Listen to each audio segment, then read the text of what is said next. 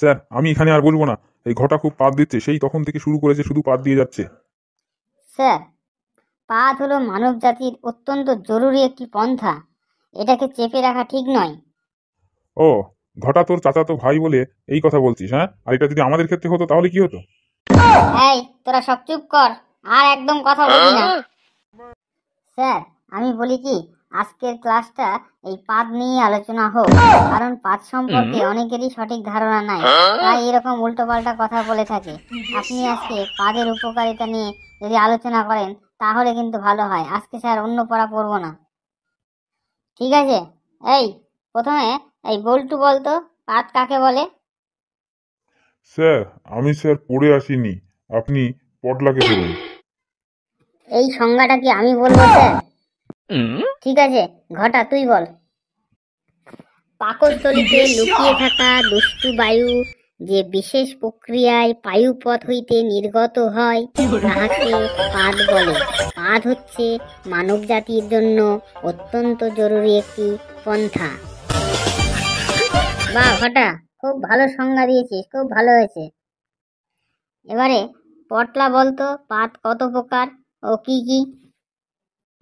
Sir, আমাদের দেশে অনেক রকমের পাদ আছে, তবে আমি দু একটার নাম বলতে পারি। যেমন ধরুন ঠাসপাদ। ঠিক আছে, ঠাসপাদ কাকে বলে বল দেখি।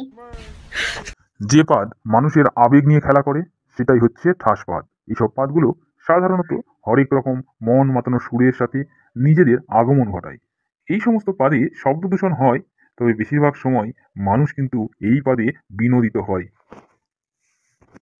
বাহ পটলা, তুই তো খুব গুছিয়ে বলেছিস। স্যার, আমি একটা সংজ্ঞা বলবো? হ্যাঁ বল্টু বল, তুই কি সংজ্ঞা বলবি? স্যার, ফুসপাদ কাকে বলে এইটা আমি বলবো? ঠিক আছে, বল। যে পাদ নিজেকে মুক্ত করার জন্য বায়ুপথের কাছাকাছি এসে আকুপাকু করে তাকে বলা হয় ফুসপাদ। স্যার, আর এক রকম পাদ আছে, তার নাম হলো ঝোল পাদ। সেটা আবার কি রকম পাদ রে বাবা? শোনা দেখি তো, ঝোল পাদ কাকে বলে?